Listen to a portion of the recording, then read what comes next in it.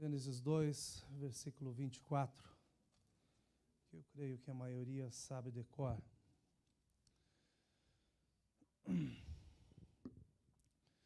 Portanto, deixará o varão o seu pai e a sua mãe, e apegar-se-á à sua mulher, e serão ambos uma só carne. Amém? Podeis assentar. Estou feliz com os rostos novos que estamos vendo na casa do Senhor. Sejam todos bem-vindos em nome de Jesus. Nosso desejo é servir ao Senhor e o nosso desejo é que essa casa seja uma casa onde a fonte de vida jorre o tempo todo. Nós estamos entrando num assunto que é bastante delicado nesses últimos dias. Está ficando cada vez mais difícil para nós assumirmos o púlpito das igrejas e falarmos sobre família. Primeiro, porque a sociedade tem muitas descrições a respeito de família, muitas distorções a respeito de família. E segundo, porque nós queremos respeitar a todos, nós queremos respeitar as condições da vida de cada um. Nós somos uma família espiritual, mas nós entendemos que nós temos muitas situações, até mesmo aqui dentro da casa. Imagine comigo na igreja do Senhor ao redor do mundo, porque nós temos muitas famílias. Nós temos famílias que são felizes e são exemplos, mas nós temos famílias que não são felizes e tampouco são exemplos. Nós temos famílias que foram quebradas, alianças que foram rompidas, mas parte dos cônjuges permaneceram no Senhor e são uma família. Nós temos filhos que não foram criados pelos pais, e no seu universo elas têm uma imagem de família. Nós vivemos na América e nós temos pais que estão há muitos anos distante dos seus filhos. Os filhos são completamente estranhos. Embora a imagem seja conhecida, mas a pessoa, a convivência, está muito distante. Nós temos mães que deixaram seus filhos ainda quando pequenos e até agora não tiveram o privilégio de se encontrar com os seus filhos. E daí a gente vai falar sobre família e, sem dúvida nenhuma, vai ser falado sobre filhos durante esse mês. E parece que está se falando para se tocar na ferida, para tocar em algo que é doído. Então está difícil de se falar sobre família, diante do quadro que nós vivemos hoje em dia. Mas nós temos que olhar a palavra do Senhor e entender que a palavra do Senhor ela é vida e ela é vida em abundância. E independente da situação que esteja a sua família. Tem um relato que eu li essa semana de um homem que estava dizendo que a sua família era boa, mas quando eles saíram do encontro de casais, ele entendeu que ele não estava nem perto de ter uma família boa, porque tinha muita coisa ainda a ser implementado dentro da sua casa. Enfim, esse quadro de família ele é bastante interessante. É interessante porque normalmente nós focamos na família em si, na estrutura. Mas Deus está levando o meu coração a um dos maiores, ou melhor, o maior inimigo da família. A separação, o divórcio. Esse mês nós vamos falar sobre a família e eu começo falando hoje sobre a base da família, que é o casamento. E sobre esse vilão da família, que é o divórcio. Palavra que deveria ser riscada do nosso vocabulário. E nós entendemos que em Deus todas as coisas são possíveis. Durante uma cerimônia de casamento, alguns meses atrás, uma luz acendeu na minha mente durante a ministração. O pastor estava fazendo essa cerimônia e teve algo que ele falou que gravou no meu coração e me trouxe realmente essa luz e essa palavra que eu vou ministrar nessa manhã. Da recepção à decepção. Nós estávamos num ambiente muito gostoso e todos sabem que participar de casamento é algo maravilhoso. Não só pela alegria estampada, pela beleza da noiva, né? Pela simpatia do noivo, não só pela recepção e pela comida que nós abusamos, porque somos crentes, então não bebemos, mas nós comemos. Então toda festa de casamento é uma festa que a gente participa e com alegria. Mas eu fiquei durante a cerimônia, depois da cerimônia, e esses dias eu tenho pensado exatamente nisso. O que é que faz com que o momento mais honroso da vida de um homem e de uma mulher, um momento tão sonhado, preparado, né, com tanta dedicação, que por tantas vezes demora tanto tempo para acontecer, acaba tão rapidamente e de uma forma tão frustrante e dolorosa. Aquilo que as pessoas esperam pela sua vida inteira E tem gente que ainda está esperando para se casar. E eu creio que a esperança é a última que morre. Então não desista, continue esperando e na hora certa as coisas acontecem. Mas eu fico pensando exatamente nisso. Porque se espera tanto tempo para que aconteça e de repente em tão pouco tempo se acaba. Parece que as flores murcham, o cheiro da festa se vai, o vestido da noiva já não serve mais, o noivo já não usa aquele fraque tão bonito, aquela roupa tão bem preparada e tão bem, que servia tão bem no dia da festa. Parece que passa o tempo tão rapidamente e tudo isso tem que ser colocado do lado de fora, já não tem mais valor algum. O que leva muitos casais a caminharem lentamente ao encontro dessas luzes coloridas da recepção. No momento festivo em que todos estão com um sorriso no rosto, ninguém vai para uma festa de casamento carregando uma tonelada de preocupação com um outro dia. Nós vamos para a festa esperando que vai ser um momento maravilhoso entre todos. Ninguém vai para a festa como se estivesse caminhando para um funeral, vai para um casamento pensando que aquele momento não é o fim, mas é o início de uma caminhada próspera, de uma caminhada abençoada. Então é essa a expectativa que nós temos quando nós vamos a uma festa, quando nós vamos a um casamento. Mas essas luzes coloridas às vezes se apagam tão rápido. As luzes da recepção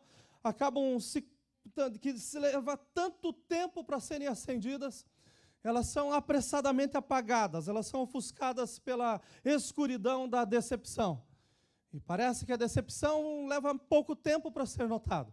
Alguns se decepcionam já na noite de núpcias, ou na véspera do casamento, quando se tem um desentendimento, quando no auge das coisas, quando no auge da preparação, parece que se acaba o dinheiro, acaba também a boa vontade, acaba-se o bom trato, e daí ali já começa a decepção. Mas para que os convidados não saiam desapercebidos, não saiam entristecidos, para que a família não fique desonrada, então você vai até o final. Você diz, não, eu aceito, eu caso com você, o meu coração está doído, mas nós vamos casar, nós vamos continuar daqui para frente. E daí, pensando nisso daí, eu fui procurar o Instituto Brasileiro de Geografia e Estatística, o IBGE, para ver o que eles falam a respeito de casamento nesses dias. E eles têm uns dados bastante interessantes que são frutos do registro civil no Brasil. A idade média de mulheres que se casam pela primeira vez subiu pela primeira vez, de 23 para 27 anos. Então a recepção não leva 6 meses, 1 ano para ser preparado. A recepção está levando 27 anos para ser preparado. É o tempo em que a mulher está sendo formada, é o tempo em que a sua estrutura está sendo colocada para que ela possa assumir a posição de dizer, olha, eu te aceito, então a partir de agora eu sou a tua esposa, a partir de agora eu já não sou mais a filhinha da mamãe, a partir de agora eu já não sou mais a patricinha, a partir de agora eu já não sou mais aquela que fazem tudo e que trazem tudo na cama, não, a partir de agora eu vou ser a sua esposa, eu vou ser sua cônjuge, eu vou estar andando ao teu lado na mesma altura para que a gente tenha um futuro melhor. São 27 anos para a recepção, olhando-se pela mulher. Mas olhando pelo homem, a diferença agora foi de 27 para 30 anos. E isso daí me assusta, porque até eu vi uma reportagem essa semana de um camarada que foi preso em Brasília, com 37 anos de idade, filho de uma desembargadora, e foi preso por causa de tráfico de drogas, mas com 37 anos vive na saia da mãe, e vive jogando videogame, e a vida dele é isso daí. E parece que não é diferente a realidade que nós vemos, porque o casamento para o homem está ficando cada vez mais distante. Enquanto o homem pensa em ser marido, hoje em dia ele está pensando em brincar com os amigos. Está pensando em ir na casa do vizinho para trocar os videogames. Deixa eu ver se eu posso emprestar o de um outro, se alguém tem alguma coisa nova. Então pensem, a faixa subiu de 27 para as mulheres para 30 anos para os homens. Mas o mesmo estudo mostra que atualmente o número de casamentos aumentou 5,1% em 1 ano. E é interessante que, ainda assim, do jeito que a gente vê, e esse bombardeio que tem na mídia com relação à estrutura familiar, e principalmente no Brasil, o casamento está aumentando. Parece que a igreja deveria dar glória a Deus e aleluia, estão entendendo que precisam casar. Mas o mesmo estudo não para por aqui. Porque o mesmo estudo diz que o casamento hoje, que durava 19 anos, dura em média 15 anos. Então significa que aquilo que foi feito com uma festa, com alegria, leva 15 anos para que seja deteriorado. Ou seja, se espera, em média, 27 anos para conseguir chegar à recepção, mas levam 15 anos apenas para você chegar à decepção. E para você dizer assim, olha, não é isso que eu tinha sonhado, não é isso que eu tinha pensado para a minha vida. A média ela é muito alta E eu louvo a Deus porque a preocupação que está no meu coração é algo que o mundo também já está vendo. A duração desses 15 anos é muito baixa, porque eu lembro muito bem que desde criança eu escutei dos meus pais dizendo que casamento é algo indissolúvel. É para uma vez na vida. Casamento não é um test drive que você pega e vai testando durante o período, se não funciona aqui, eu tento com outro, não deu certo, eu vou para outro. Não, casamento é algo que a gente não troca, que a gente não abre mão. Pastor, e a minha situação, eu abri a mão. Deixa eu te falar em nome de Jesus, que a Bíblia não leva em peso aquilo que foi feito no tempo da ignorância. E se você está em Cristo e é uma nova criatura, Deus tem planos ainda para a sua vida. Algumas coisas me chamaram a atenção nesse estudo. Em primeiro lugar, o crescimento da imaturidade e despreparo para se enfrentar a vida a dois. Porque um homem levar 30 anos para entender que precisa casar e constituir sua própria família, só me mostra imaturidade. Na minha época, com 18 anos de idade, a gente já pensava em casar. A gente já pensava em ter a nossa própria vida. É claro que eu não fiz isso, eu casei com 24. Mas a verdade é uma só. A cada segundo que passa, nós vemos que nós temos uma geração completamente imatura. Que nós temos homens completamente imaturos e mulheres também que não estão sendo preparadas para essa vida a dois. Em segundo lugar, de acordo com o estudo, o casamento tem tempo de validade. Você entraria num acordo dizendo o seguinte: olha, nós vamos ficar juntos até que a lei nos separe. Você faria uma declaração dessa? Vamos casar, mas olha, nós somos 10 anos casados, depois se segue a sua vida, eu sigo a minha, e as coisas continuam daí para frente. Terceiro lugar, esse tempo que se espera para casar em média hoje é 28 anos. E essa média de duração do casamento são de 15 anos. Então você deve pensar comigo que esperar 28 anos para a recepção e apenas 15 para a decepção é algo que não deveria estar na cabeça de ninguém. Estou aconselhando um casal há poucos anos para casar e me chamou a atenção quando eu perguntei para a moça. Eu falei: o que você está esperando do casamento? Ela falou: não sei. Eu falei: você tem certeza que você quer casar? Ah, eu tenho. Mas por que você quer casar? Eu acho que chegou a hora. Mas por que você acha que chegou a hora? Não, eu preciso de alguém para cuidar de mim, porque eu já estou cansada de trabalhar. Eu não creio que esse seja um motivo tão sincero para uma pessoa chegar e falar para outra, até que a morte nos separe. E tanto é verdade que não chegou nem a morte, foram 6 meses de união e infelizmente se acabou. A escolha, meus irmãos, de se desfazer a união, ela é muito acelerada. Parece que o processo de espera é tão grande, mas depois ele se acelera. Vamos correr para o fim, vamos chegar até o ponto onde se diz não se dá mais. Em quarto lugar, eu vejo aqui que, considerando só esse estudo, quais os tipos de família que nós temos atualmente? De homens despreparados, de mulheres que também são despreparadas, de filhos que às vezes surgem no casamento e dizem: olha, eu não estava preparado para ser pai, eu não esperava isso agora. Filhos que nascem e nascem sendo um problema, porque já não sabiam viver a 2 e agora vão ter que viver a 3, isso quando não é a 4. Ou se jogar na loteria, a 5, que pode vir trigêmeos. E daí essas pessoas ficam num ambiente e é a sua família. Imaginem o que nós podemos esperar da sociedade dentro de poucos anos. Pais despreparados que têm filhos despreparados e, sem dúvida nenhuma, uma sociedade que vai ser completamente despreparada. E com isso, sem dúvida nenhuma, o casamento vai sendo deixado de lado. É melhor a gente ter uma união séria, sem a necessidade de uma aliança, sem a necessidade de uma bênção. Mas eu e você somos suficientes para dizer que nós podemos morar juntos e viver juntos. E é isso que o mundo está dizendo. Mas a palavra do Senhor nos diz algo tremendo, que diz: olha, deixará o varão a seu pai e a sua mãe, e unir-se-á a sua mulher, e serão ambos uma só carne. E a única forma de ser uma só carne é com a bênção de Deus sobre a sua vida. Então, qualquer coisa que proceda fora disso precisa ser reajustado. Alguém disse, meus irmãos, que casamento é que nem moscas numa porta de vidro. Vocês já repararam? As que estão fora se matam tentando entrar. E as que estão do lado de dentro se matam tentando sair para fora. A minha pergunta É porque que algumas vezes tantas pessoas que se casaram com intenções e votos tão bons, meus irmãos. Porque se vocês forem procurar os votos que são trocados, gente, tem gente que deixa o mundo por causa da outra pessoa. Nós vimos um voto, eu falo vimos porque nós presenciamos um casamento assim, que a moça falou assim, eu vou velar pelo seu sono. E o camarada acabou se separando porque ele chegava, a mulher só dormia. Que voto mais furado. Mas tem votos que são interessantes. De pessoas que dizem, olha, eu vou deixar a mim mesmo e vou me entregar a você, eu vou viver a você. Tem um outro problema, porque tem pessoas que se isolam para viver a vida dos outros. Mas eu pergunto o que acontece com esses votos que são tão bons? E daí com esses relacionamentos que terminam de uma forma tão desastrosa? Aonde que estão essas palavras? Em que lugar que são lançados esses votos? Para que eles voltem sem efeito nenhum, para que eles caiam na terra e simplesmente sejam como algo que não foi dito. Eu acho interessante nesses dias, e tem sido a nossa preocupação como igreja, porque quando se fala de estudo para família ou para casais, as pessoas estão vindo para dar risada na igreja, rindo dos seus próprios problemas. E daí eu me pergunto, o que acontece depois? Se você riu do teu problema, mas você vai confrontar o teu problema depois do culto? Você vai enfrentar a tua situação depois ou simplesmente ficou na gargalhada e está tudo resolvido? Deixa eu rir da minha miséria e amanhã é outra coisa. A palavra de Deus, meus irmãos, ela vem para nos curar, ela vem para tratar das nossas feridas. E eu creio que não adianta a gente rir de uma situação que é calamitosa.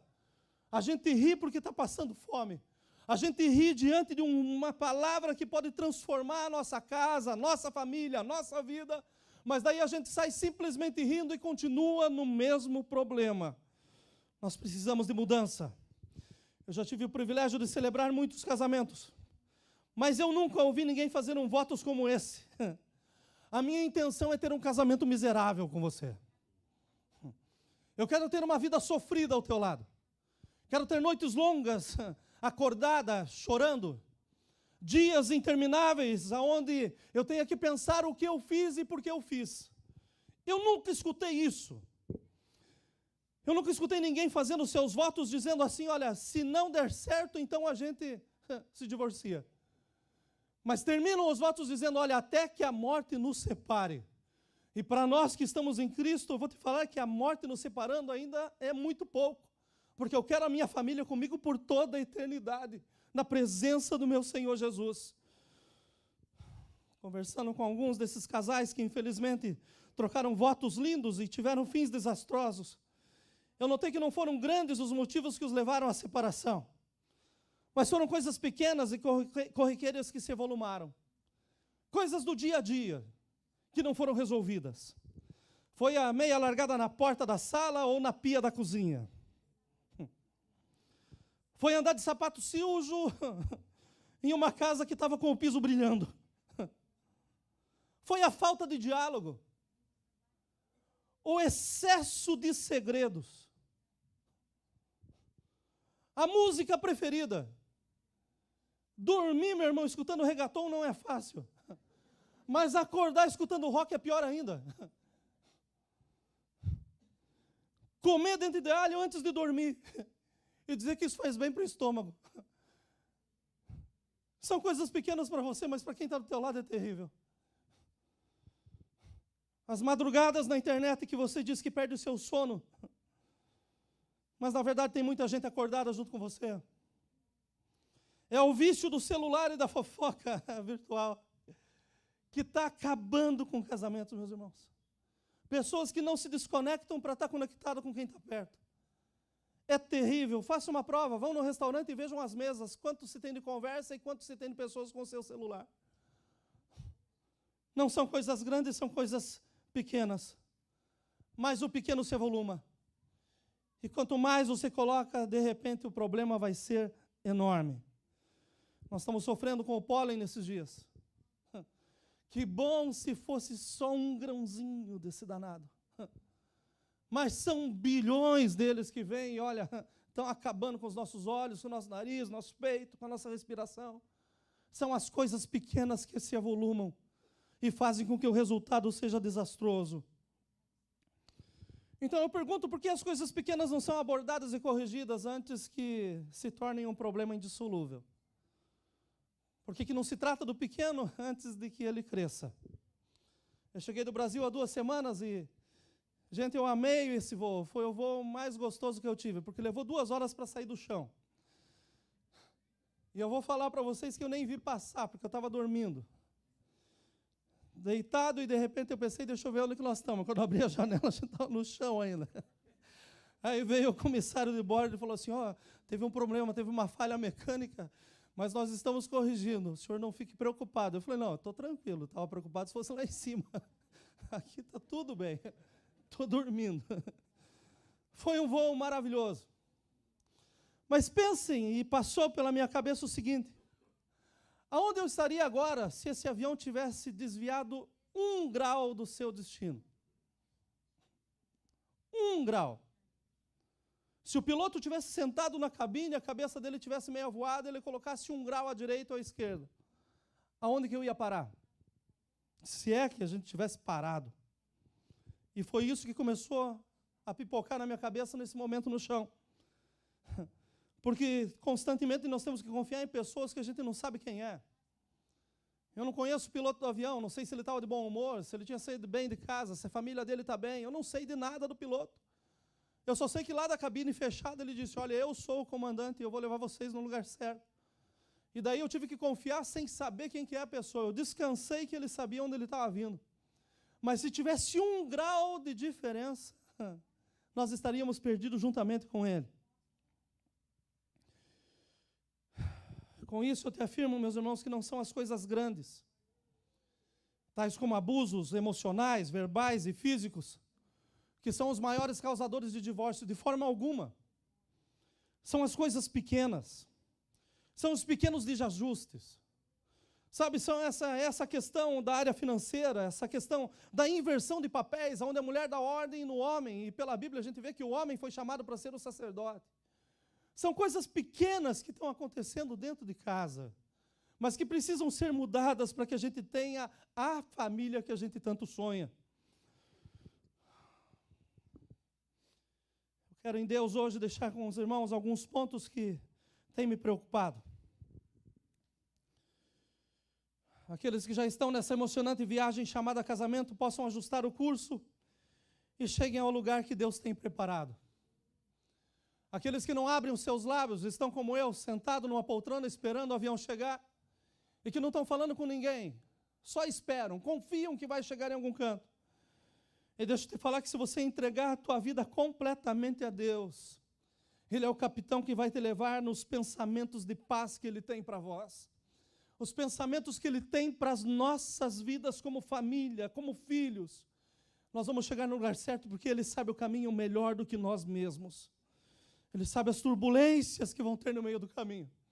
Ele sabe que de vez em quando a rota vai precisar ser ajustada, porque nós, às vezes, caminhamos pelos nossos olhos, ou pela nossa própria intenção, mas Ele é o bom Pai, que não larga das nossas mãos, pelo contrário, Ele nos traz ao caminho certo, uma vez mais, e diga, olha, não tema, porque eu te ajudo. Segundo lugar, eu espero que aqueles que chegaram inesperados e se sentem frustrados, possam ajustar o seu coração ao coração de Deus e voltar a sonhar com uma bela recepção. Aqueles que, infelizmente, no trajeto da vida chegaram a um ponto final e disseram, olha, tudo acabou para mim. Eu ainda creio que Deus tem coisas novas no meio da casa. Eu ainda creio que nós temos que amar as viúvas, mas eu ainda creio que existem viúvos que são bons e que podem ser bons companheiros, podem restaurar um novo compromisso diante de Deus e com a bênção de Deus. Terceiro lugar, quero deixar para aqueles que desejam entrar nessa viagem, aqueles que sonham em se casar, aqueles que dizem assim, eu quero isso para mim, eu quero chegar num lugar onde a bênção do Senhor abunda. Então eu quero que vocês saiam daqui com um rumo nas mãos, para que vocês não tropecem pelo caminho. E o rumo é exatamente o texto que nós lemos. Deixará o homem a seu pai e a sua mãe, unir-se-á a sua mulher, e serão ambos uma só carne. Embora na cabeça de muitos a recepção seja o ponto mais alto de um casamento, Eu entendo que os votos que são trocados são o ponto mais alto. Porque eles não estão sendo trocados entre homem e mulher, mas estão sendo trocados entre homem e mulher diante de familiares, de amigos, e principalmente na presença de Deus. E esses votos que são trocados são como linhas que são lançadas na mão de um ministrante, de um pastor ou de uma ordem religiosa que esteja fazendo essa cerimônia. E a questão é pegar essa linha e fazer com que essas linhas se unam de uma forma tão apertada, a ponto que eles se tornem laços sagrados completamente inseparáveis. Mas a responsabilidade não é do ministro em fazer isso acontecer. A responsabilidade é do casal que está fazendo os votos, que está falando diante de Deus, colocando a sua palavra diante de Deus. Olha, Deus, o Senhor está escutando o que eu estou dizendo. E não como testemunha, mas eu estou falando para o Senhor. Então essa palavra tem que ter um peso, meus irmãos.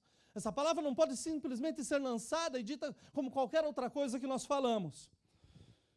Quero que vocês tenham essa imagem na cabeça de vocês.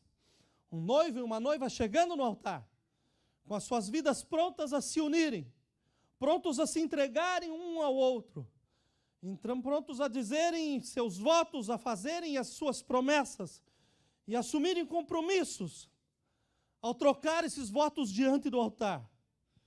Entendendo que o que quebra esses compromissos tem sido a maior causa dos divórcios nesses dias. A quebra dos votos. A quebra de você passar por cima daquilo que tua boca falou em juramento. Dizendo, olha, até que a morte nos separe. Na saúde ou na doença. Na riqueza ou na pobreza. No meu caso, eu já poderia até ter tirado a riqueza, ter falado só pobreza ou na pobreza.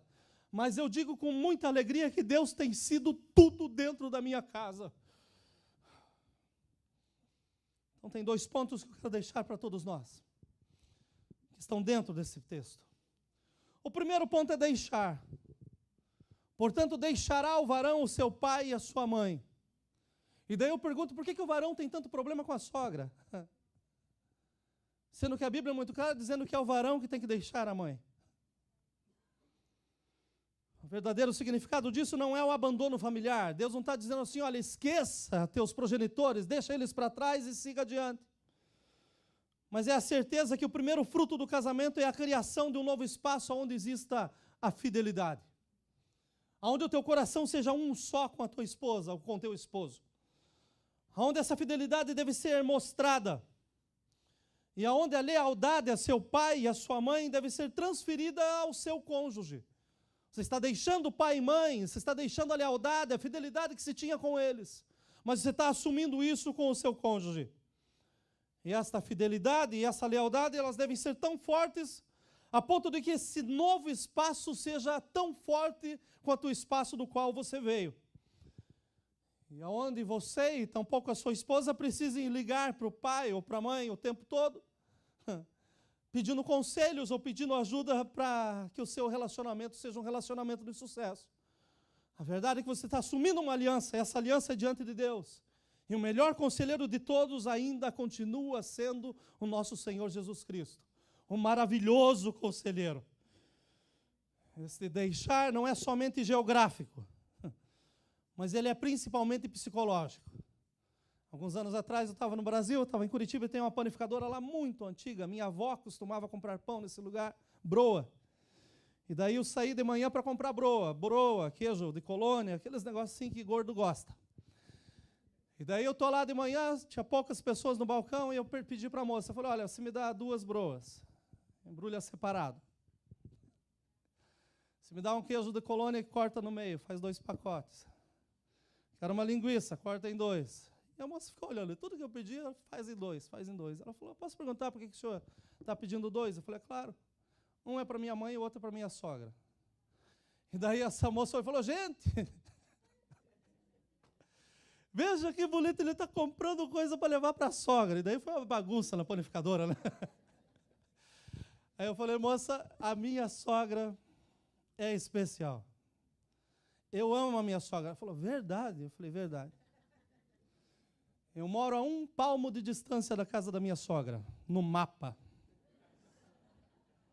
Eu amo ela como nunca. Mas a verdade é que foi brincadeira. A realidade é que eu moro a 1 palmo de distância da minha mãe. Eu casei. E a lealdade e a fidelidade que eu tinha com os meus pais, eu tive que trazer para dentro da minha casa. Então essa separação não foi só psicológica, essa separação não foi somente geográfica. De forma alguma, continuo amando da mesma forma, respeitando da mesma forma. Mas a minha casa, o Senhor consagrou para que eu pudesse ser o cabeça. A sua casa, Deus tem te levantado o homem para ser o sacerdote da casa. E é interessante quando as mulheres começam a procurar as nossas esposas para dizer assim, o meu marido não para de ligar e pedir conselho para a mãe. O tempo todo a mãe está dentro de casa, ele fala mais com a mãe do que comigo. Então eu entendo que esse texto que foi deixado para nós, homens, deixará o varão, né? O seu pai, a sua mãe, é algo que nós temos muita dificuldade. Nós precisamos nos desligar psicologicamente, geograficamente, e fazer com que a nossa casa seja um ambiente tão leal e tão fiel quanto nós vimos dentro da casa dos nossos pais. Diga-se de passagem que essa orientação desse texto é para nós, homens, deixar pai e mãe. Então acabou essa história da gente ser o filhinho da mamãe. Dela ficar dando conselhos ou ficar dando pitaco. Eu estou me sentindo gordo, mas na casa da minha mãe esses dias ela está falando que estou magrinho.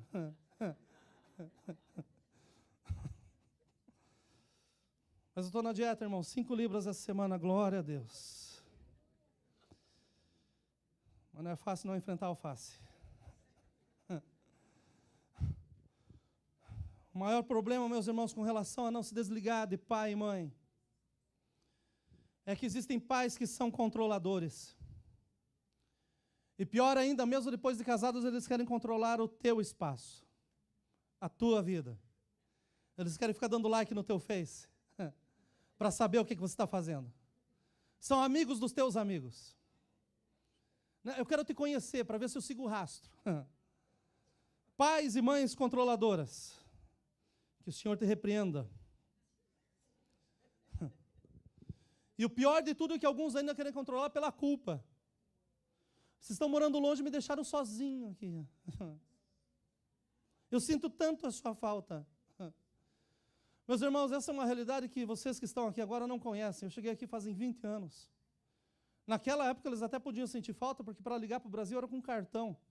E o cartão dava 40, 50 minutos. Às vezes você ligava, comia os 50 minutos em 2. Você ligava quando você podia. Hoje em dia você sai daqui, tem 50 mensagens da tua mãe no WhatsApp. Então esse negócio que está abandonado, para de história. Pais e mães que estão nos vendo, por favor, respeitem os seus filhos.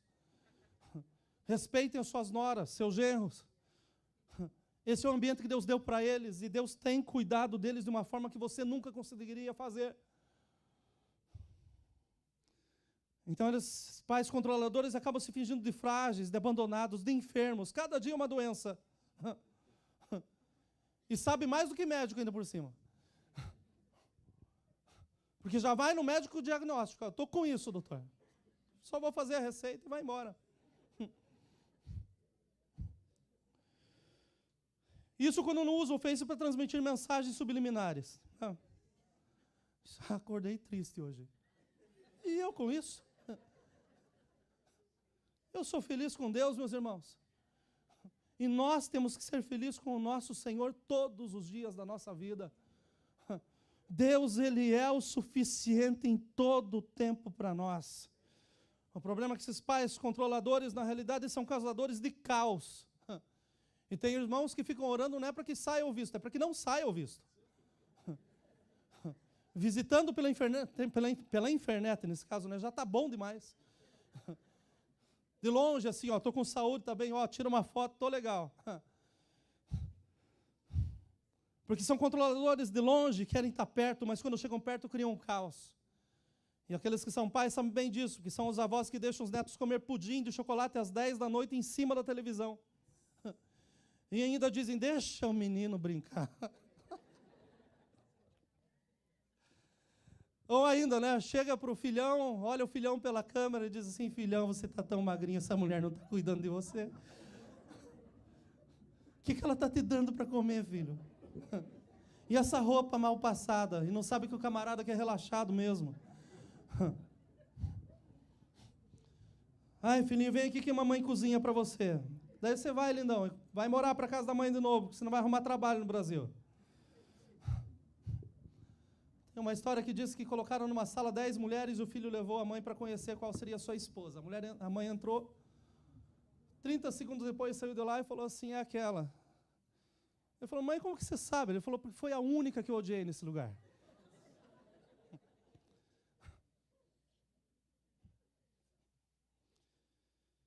Infelizmente,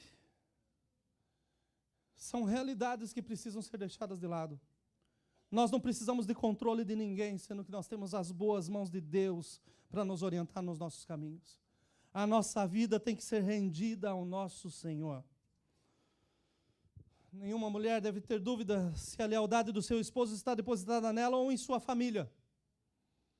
Nenhuma mulher precisa de um peso desse na sua vida por toda a sua vida. E, meus irmãos, não pode existir maior honra dada aos pais do que saber que, como homens, criamos um ambiente para servir e proteger as nossas esposas. Tive uma infância bastante distante do meu pai pelo volume de trabalho que meu pai tinha. E além do volume de trabalho, meu pai sempre foi muito dedicado à igreja, então todos os dias tinha culto, tinha reunião, tinha alguma coisa e não perdia uma. Apesar de ir a pé, cansado, às vezes chegava a pé em casa muito tarde, mas o nosso relacionamento foi distante de certa forma, porque os horários não se batiam. Mas eu tive o privilégio de ter meu pai em casa antes dele falecer. E na garagem de casa, uma das poucas conversas que nós tivemos, ele me abraçou e me beijou e falou, filho, eu estou orgulhoso de você. Porque você conseguiu fazer coisas que eu lutei a vida inteira para fazer e Deus não possibilitou que eu fizesse. Mas eu não te invejo. Eu me orgulho como pai, porque Deus tem te abençoado. A honra, homens, que nós devemos dar aos nossos pais, é eles poderem olhar para as nossas famílias e não somente ver que nós estamos dando o bom e o melhor, mas eles poderem ver que nós temos um ambiente onde a lealdade e a fidelidade imperam. Eles poderem olhar para o lado e dizer assim, olha, o pouco que eu dei foi o muito que receberam, mas estão em Deus. A ordem divina nesse texto é explícita para o homem. Deixará. E deixará é passado. Então não é algo que você vai ficar pensando, vou deixando. Não é algo que a gente vai caminhando nisso, não, é passado. Deixará. Então nós precisamos abandonar o passado para vivermos bem o presente e termos esperança no futuro. A falta de rompimento com o passado tem sido um dos ingredientes no bolo do divórcio. Homens buscando perfil e amizade de amores antigos pelo Face. A minha namoradinha de quando eu tinha 15 anos. Já está velhinha e acabada, meu irmão, não é mais a mesma coisa. Ah, essa menina era beijoqueira, já não é mais, meus irmãos, já deve estar até usando chapa. Quando nós caminhamos para o altar, nós deixamos todos os fantasmas do passado para trás e todas essas cadeias devem ser quebradas. Porque nós estamos diante de Deus, diante da família, diante dos amigos, dizendo assim, eu encontrei a minha metade. E se você encontrou a metade, onde que você vai colocar o resto? Nós devemos deixar essas cadeias para trás, tudo aquilo que não prestava, inclusive a pornografia. O futebol com os amigos, que é uma paixão que muitos não conseguem soltar. Ou o chá com as amigas, que também é difícil de suportar. Eu me preocupo com homens e mulheres casadas que têm amizades muito próximas com o sexo oposto. E continuam dizendo, esse é meu amigo, essa é minha amiga. Né? Nós trabalhamos juntos, nós tínhamos uma amizade tão grande, a gente não consegue se separar. Corram do mal. Fujam do mal. Fujam. Porque a Bíblia diz que o diabo está às portas. E para cegar e para envolver em problemas sérios é muito fácil. Se esses fantasmas permanecerem, eles tentarão se infiltrar entre a fidelidade e a lealdade. E qualquer coisinha que entre no meio da fidelidade e da lealdade, o problema vai ser enorme. Nenhum casamento poderá ser feliz com a ausência da confiança. Pessoas que têm que dormir com o olho aberto. Eu não sei se ele tem uma faca embaixo do travesseiro. Pessoas que vão dormir e têm que ficar preocupadas, né? Olha, eu só durmo depois que ele apagar os olhos. falta de confiança é algo que ninguém supera.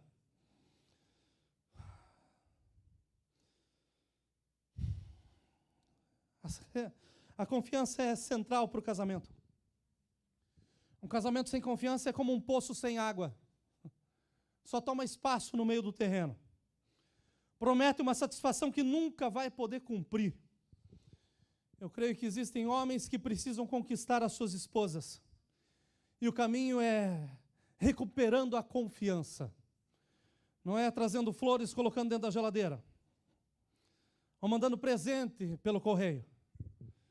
Eu vou mandar entregar com um drone direto vindo da Amazon, que daí ela vai se sentir a amada. Um helicóptero jogando rosas. Nada substitui do que um olhar, olhos nos olhos e palavras sinceras saindo do coração. Então nós precisamos guardar as nossas mentes, meus irmãos. Entendendo que nunca é tarde para reconhecer o erro e recomeçar. Se homens, nós temos falhado no sentido das promessas que fizemos, é tempo de nós não nos arrependermos das promessas, mas reavaliarmos as nossas atitudes e mudarmos em nome de Jesus. Em segundo lugar, está na hora de nós conquistarmos confiança com uma vida baseada em pequenos momentos de fidelidade. E daí eu pergunto por que os celulares masculinos têm tantas senhas. Aí eu pergunto por que tem gente que tem tantos e-mails e as senhas são diferentes. Eu tenho só uma conta no Face, só uma conta de e-mail. Meu telefone é desbloqueado, quem quiser usar, usa, não tem problema, está pago mesmo. Não tenho nada para esconder da minha esposa, graças a Deus. E é interessante que às vezes as pessoas colocam no Face lá os comentários: ô pastor, que palavra boa, que coisa boa. E nem fui eu que fiz, foi a Kátia.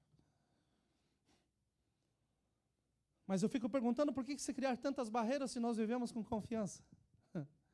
Por que tem esposas que não sabem a senha do banco ou a senha do cartão? Mas eu confio em você, pastor. Nós dormimos na mesma cama, nós vamos na mesma igreja, nós andamos juntos. Eu confio em você, só que o Espírito do Senhor te arrebente hoje, meu amigo. Em nome de Jesus, porque chegou a hora da gente ser homem de verdade. Em segundo lugar nesse texto, eu já estou quase acabando. Ele fala que, ou melhor, quando nós lemos esse texto e quando nós trocamos os nossos votos, nós estamos falando assumir. Nós estamos trocando um compromisso, nós estamos trocando os votos, nós estamos selando um pacto. E embora essa palavra pacto não apareça nesse texto, ela está implícita. Eu creio que todos nós, uma vez, um dia, assinamos um contrato e nós não lemos as letras miúdas. Ninguém se dedicou a pegar o contrato e ler as letras miúdas. Eu achei interessante no dia da corrida que eu estava sentado e o Star, que é o advogado, ele chegou e ele foi preencher a ficha para dar o release para o seguro para ele participar da corrida. E ele me pega a ficha, ele começa a ler e daí ele começa a me questionar algumas coisas. Aí eu olhei para ele e falei: escuta, aqui você não é advogado, cara, aqui você é corredor. Não assino nada sem ler. Eu falei: então leia, faça as perguntas para quem organizou a corrida. Aí ele leu, foi lá, perguntou para a Terena alguma coisa e daí ele acabou assinando e deu o release para poder correr. Você leu todos os contratos que você já assinou na sua vida? As letras miúdas? Nós não lemos as letras miúdas, gente. E esse texto que nós lemos tem as letras miúdas no meio dele. Deixará o varão o seu pai, a sua mãe, e apegar-se-á a sua mulher. E serão ambos uma carne. Se você orar e meditar nesse texto, você vai ver que tem muitas letras miúdas aqui no meio. Porque é um compromisso eterno que você está firmando. Em muitas situações na Bíblia nós encontramos que servimos a um Deus de pactos, cujas palavras são eternas e são imutáveis. Assim, as palavras que trocamos diante de Deus, diante dos nossos familiares, dos nossos amigos, das testemunhas, essas palavras, elas são eternizadas. E daí nós falamos, independente da religião que você tenha, ou aonde você tenha casado, se você colocou-se diante de um juiz para casar, você falou assim: até que a morte nos separe. E daí começou a recepção, foi só festa. Aí passa um pouco de tempo, parece que muda teu vocabulário. Daí você já não fala até que a morte nos separe. Mas você chega diante de alguém e fala assim, olha, nos separe antes que dê morte. Não está dando mais certo. E durante esse período, entre até que a morte nos separe antes que dê morte, eu vejo as grandes surpresas da vida. Porque nós falamos na riqueza ou na pobreza, e tem muito rico que fica pobre. E tem muito casamento que acaba na pobreza. Tem muito casamento que começa pobre e acaba na riqueza. Tem muitos que casam na saúde ou na doença, mas quando chega a doença, é um peso muito grande para mim. Enfim, os votos parece que são coisas meramente ditas. E daí chegam as surpresas da vida. E eu chego à conclusão que para uns a vida passa, enquanto outros passam pela vida. E os que passam pela vida assumem aquilo que falam. E dizem assim, eu não vou deixar com que a minha palavra caia no chão. Eu vou permanecer fiel àquilo que os meus lábios pronunciaram. Quando nós casamos, nós assumimos diante de uma licença civil a responsabilidade de formarmos uma família. E está aí a base da sociedade. E está aí o porquê a sociedade está tão bagunçada hoje em dia. Pela quantidade de diferentes famílias que nós temos ao redor do mundo. Tantas coisas que envolvem, as pessoas dizem, essa é a minha família. Então nós precisamos relembrar sempre os motivos que nos levaram e que nos levam a fazer os votos que nós fizemos. Porque eles devem ser reais e fundamentados. Porque nós trocamos votos e ao trocar os votos nós estamos selando pactos, sem saber o que nos reserva o futuro.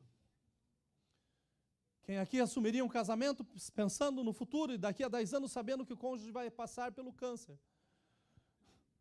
Ou que o Alzheimer vai alcançá-lo quando ele tiver alguns anos a mais de vida? Quem assumiria um compromisso sabendo que daqui a 10 anos vai chegar a pobreza? E vai chegar o período onde as coisas talvez até faltem dentro de casa. Mas se Deus está na casa, deixa eu te falar que não falta nada. Porque Deus é tudo nas nossas vidas. Nós trocamos votos, então selamos pactos, sem saber o que nos reserva o futuro. E normalmente os votos que nós trocamos são esses. E quando nós trocamos esses votos, está se nascendo uma família. Eu prometo ser fiel. Na saúde ou na doença. Na riqueza ou na pobreza. Até que a morte nos separe. Ninguém aqui casou pensando em pobreza, em doença, em infidelidade. Nada disso. Mas eu sei que tem gente aqui pensando em quebrar esses votos e com isso acabar com o seu elo de família. Mas a palavra de Deus hoje, de tudo aquilo que eu já falei, eu sei que é Deus que me inspirou a falar o que está sendo falado. A palavra de Deus para você hoje é essa. Aquilo que ajuntou Deus, que não separe o homem. Não há impossíveis para Deus. Você, irmã, que está cansada do comportamento do seu esposo, talvez você tenha falado com todo mundo, mas você ainda não falou com Deus. Você, meu irmão, que está cansado das atitudes da tua esposa, que já falou com todo mundo também, ainda está na hora de você falar com Deus. E você que já falou com todo mundo e com Deus, então está na hora de você sentar e ter uma conversa franca com o teu cônjuge. De parar de ser superficial e passar por cima das coisas como se nada tivesse errado. A verdade é que nós só vamos ter famílias sadias no momento em que nós recuperarmos o diálogo dentro das casas. Não é você chegar cansado do trabalho, encontrar a esposa da casa e simplesmente comerem juntos e comentarem alguma coisa. Não, mas é serem abertos, abrirem o seu coração e falar do seu mais profundo sentimento sobre aquilo que é o mais importante na sua vida. A família que o Senhor te deu. Eu termino aqui com 3 exemplos que são bastante interessantes. Alguns anos atrás eu ministrei em uma cidade e foi interessante porque Deus me levou a ficar perto da cozinheira, era uma moça. E é claro, como vocês sabem, gordo tem uma queda por cozinha, ainda mais sendo retiro, né? Então, o tempo todo tinha alguma coisa saindo do forno, então era o lugar bom para ficar. E eu comecei a conversar com essa moça, e essa moça começa, com o tempo, a falar das suas frustrações com a vida. Casamento que não tinha dado certo, um noivo que a tinha abandonado, coisas que haviam acontecido, e isso fizeram com que ela ficasse marcada. Ao mesmo tempo que eu conversava com ela, tinha um rapaz que estava no mesmo alojamento que eu. Era um retiro. Esse rapaz novo convertido, um rapaz parecido com alguém aqui, que é o Canelinha de Fogo, tudo é glória, qualquer coisa está lá se abrindo, oh, Deus é bom, e tanta coisa assim. E muito animado, um rapaz muito alto, muito magro, e ele chegou para mim e falou assim, pastor, no começo eu fiquei muito nervoso, que me chamavam de varão, eu pensava que era um apelido que tinham me dado, porque eu sou magro e alto. Mas depois que eu fui ler a Bíblia, eu entendi, né, o que é ser varão. Eu sou um varão de fogo, pastor, tal. E ele dormindo em cima do beliche, eu embaixo, e começamos a conversar. E ele começa a contar, pastor, eu estou gostando de uma moça, tal. E quando ele falando da moça, eu falei, esse daí está doido para ir com a asa para o lado da cozinheira. E daí eu estou escutando a cozinheira lá e estou escutando ele aqui. E ele falando, e eu não sou menino, pastor, e eu tenho conversado com essa moça, mas ela quer namorar sem os outros saberem e tal, e eu não sou mais menino, pastor, tenho 33 anos, tal, sou homem, eu cuido da minha casa, tal, e nós podemos nos assumir e coisa. E eu dei alguns conselhos para ele, para ela também, e no último dia foi o culto mesmo, e no culto Deus me levou a falar sobre traumas e feridas e situações emocionais, e eu vi que aquela moça foi a primeira que veio para frente, e literalmente eu vi Deus agindo na vida dela. Mas 3 meses depois eu achei interessante, porque eles não estavam anunciando o namoro, mas estavam anunciando o noivado no Face. E daí aquilo me assustou, porque a pressa foi muita. E em 6 meses casaram.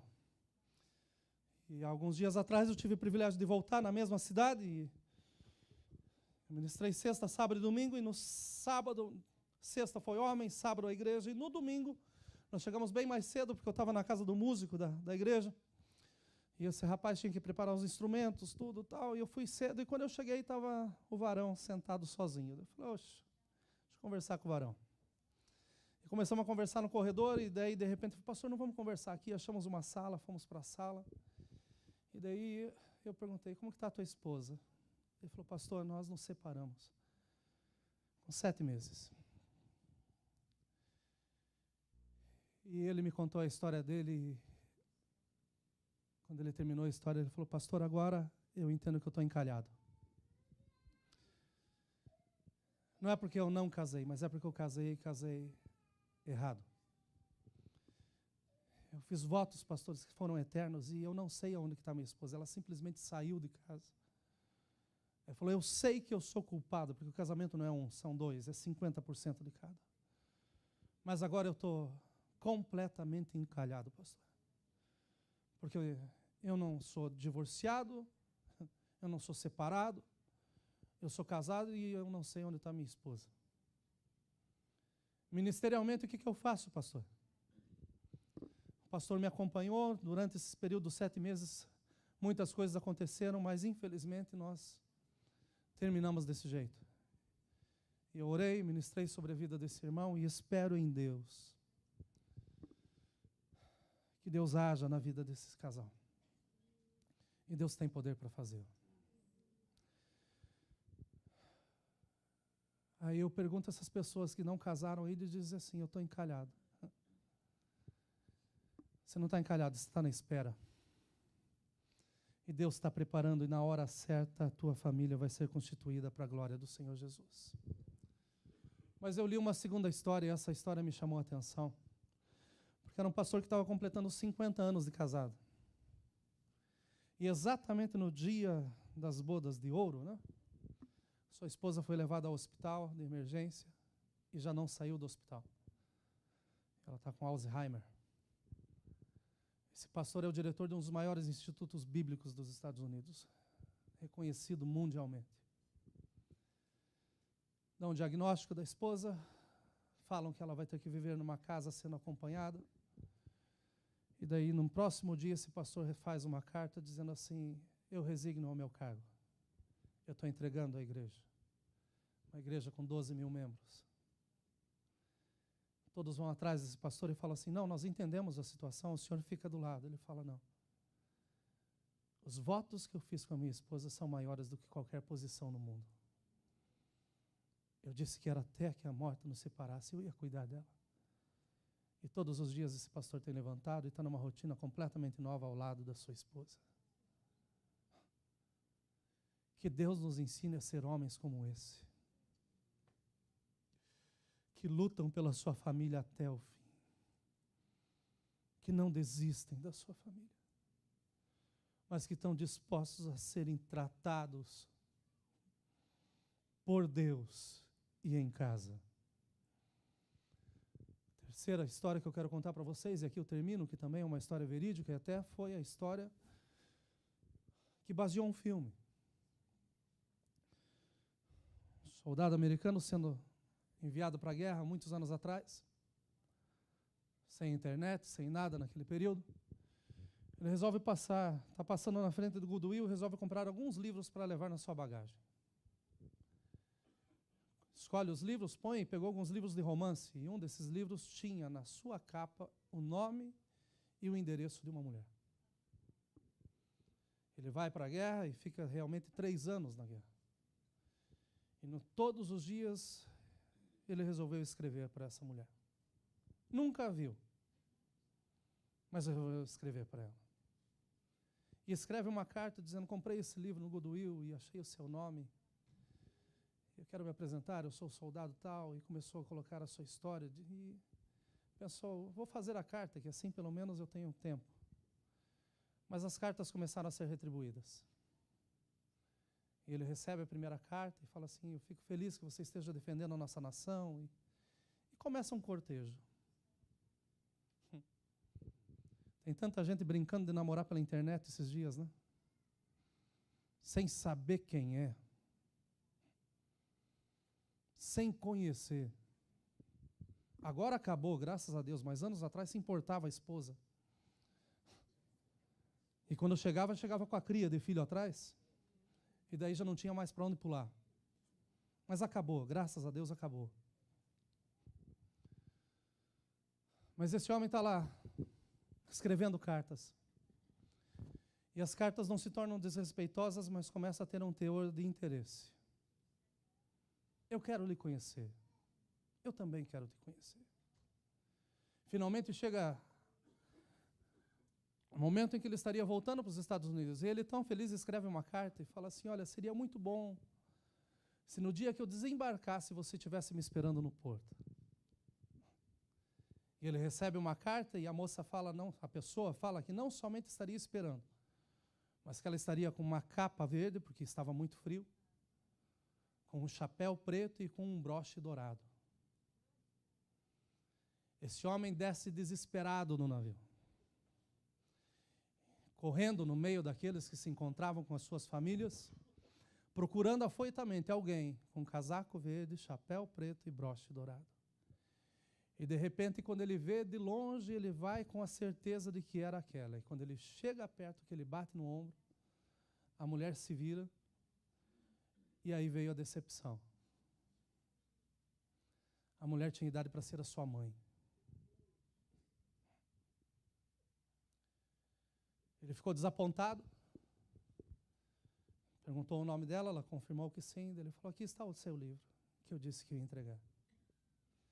E ele entrega o livro, cordialmente se despede e vai saindo. Mas poucos passos depois ele muda de ideia. Ele pensa, que homem eu sou. Eu a enchi de esperanças e agora simplesmente entrego o seu livro e mando para casa. Ele faz a volta, chega e fala assim, me perdoe, posso pelo menos te pagar um café? E daí essa mulher dá um sorriso tremendo e fala assim, agora você pode, mas você não paga o café para mim. Você paga para minha filha que está te olhando daquela vitrine, lhe aguardando durante 3 anos para te conhecer.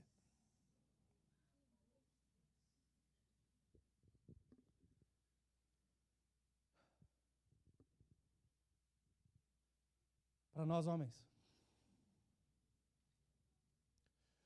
como está o compromisso que nós assumimos diante de Deus? Quando nós falamos, olha, eu vou te amar eternamente. Quando nós falamos, eu vou deixar pai e mãe, eu vou me unir a você, e você é uma só carne. Estamos honrando esse compromisso, ainda que aparentemente tenha prejuízo. Que o bom Espírito de Deus fale aos nossos corações. E que essa pequena reflexão não seja para a gente dar risada, mas seja para a gente chegar em casa e mudar os nossos caminhos em nome de Jesus. E eu creio que esse é o tempo que Deus está buscando homens como esse, que é resiliente. Não teimoso, mas resiliente. Porque o teimoso vai escutar uma palavra como essa, vai sair daqui e vai continuar da mesma forma.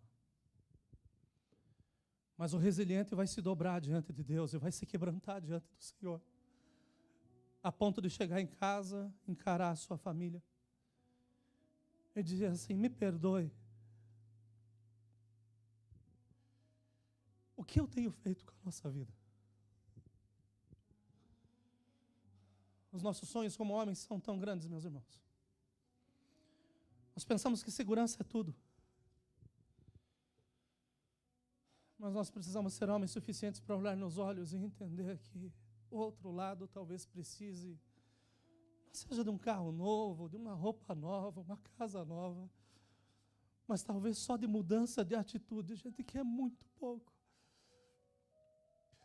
E eu quero crer, meus irmãos, que hoje é o dia que o Senhor nos preparou para trazer aqui, para nos fazer homens resilientes, a ponto de nós sairmos desse lugar hoje entendendo que a nossa família é um presente de Deus e que os nossos votos não podem ser lançados na terra,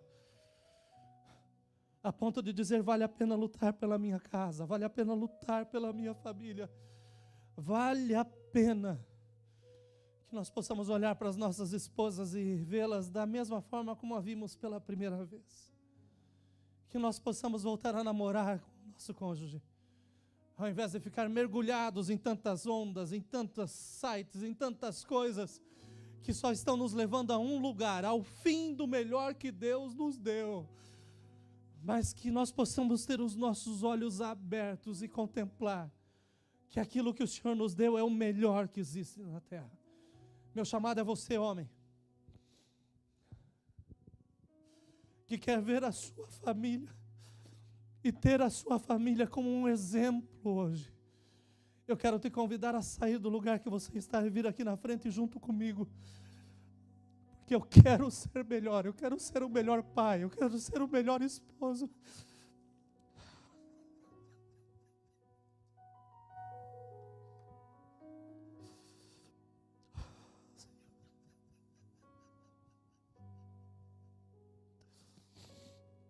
Eu quero deixar para trás os exemplos que eu tive.